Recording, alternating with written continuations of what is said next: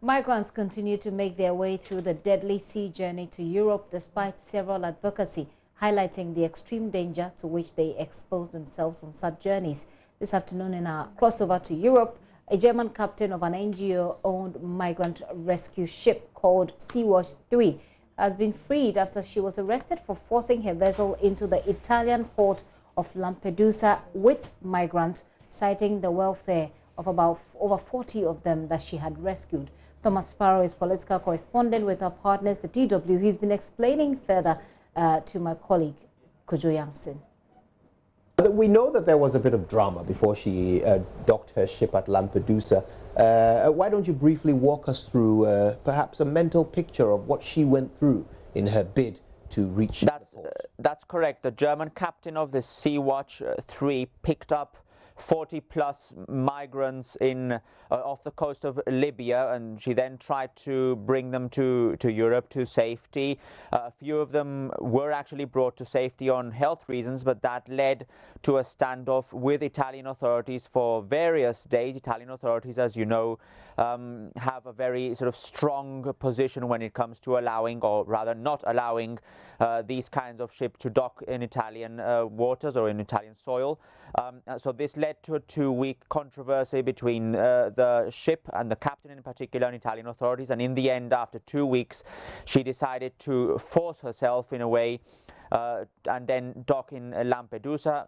In the process, she rammed a police boat, so when she landed, she was promptly arrested, promptly detained. Meanwhile, the migrants were taken off the boat, and now the big question is what will happen to these migrants. So far, a few European countries have indicated that they're willing to take some or a few of these migrants and process their applications as they should. Now, Thomas, tell us, for the time that she was held by the authorities in that country, how were the people of Germany reacting to the standoff? There was a big debate here in Germany about this case, not only because the captain is German, but also because the organization Sea-Watch is also based here in Germany. So this led to a very broad, very big discussion on what it all means, whereas many people were actually in favor of actions by the German captain and supported her decision to bring these people to safety, even against Italian rules and regulations.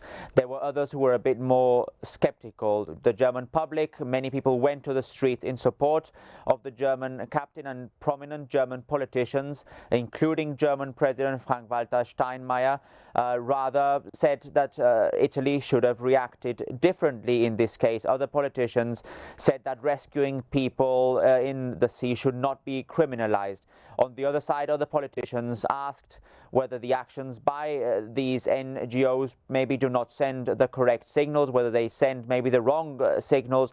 And from the far right of the political spectrum, the AfD, we heard that they supported the work by Italian authorities, and that what essentially the ship was doing is in a way promoting human trafficking. Now, eventually the captain was released. What led to her release? The judge in Italy said that she was not guilty of endangering lives. She still indeed faces possible charges on other grounds, but the judge said that she was doing her duty of saving human lives. So that's maybe the most important reason why she was released. Now, of course, the debate continues. Some are hailing her as a hero for prioritizing the lives of migrants at the risk of being jailed herself. Has she herself said anything about this debate? Because some disagree with that hero tag, don't they? She has indeed reacted to all of this. She had previously also spoken about the situation on the boat, and as you probably said correctly, this has led to a very big debate which ranges from calling her a true European or a left-wing hero to others who say that she's a criminal, that she has broken different laws and rules and regulations. So it is indeed a big debate, but I would like to stress that this goes well beyond this simple case, well beyond the case of a boat rescuing migrants and bringing them to Italy. This is more about, or is also about, European Union policy policy towards migration, as you know, and we've spoken about this before on this program. European leaders cannot agree what to do with migrants coming to Europe, whereas you hear from many politicians that there should be a fair distribution of migrants. What we're actually seeing is many countries preferring national, individual decisions over decisions at a European level, and that's exactly what we see, for example, in Italy. Italy does not want any sort of European-wide discussion or European-wide solution, as other leaders are trying to propose. So this goes well beyond the case of this captain, well beyond the case of this specific situation, and it goes deeply into the heart of a problem that we've discussed before, namely what Europe's reaction should be when it comes to its migration policy. European picture for a moment. Now, we know that yesterday Germany's defense minister was proposed as the head of the EU Commission, and this was done, of course, by EU leaders. What are the implications of his leadership at the EU as far as finding a solution to this migrant problem is concerned? Well, we're talking here about Ursula von der Leyen. She is currently Germany's defense minister, and as you said, she has been proposed by EU leaders to take the probably most important position at the EU level, namely the head of the EU Commission.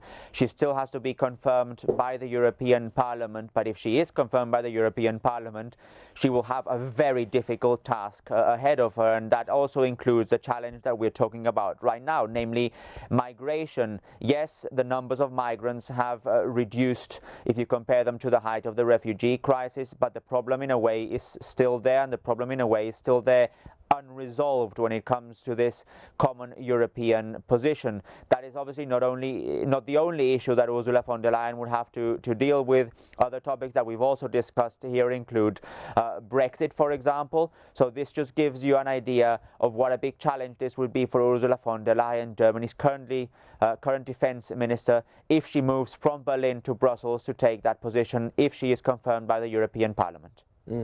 Well, lots of permutations possible there, but thank you very much for giving us that update.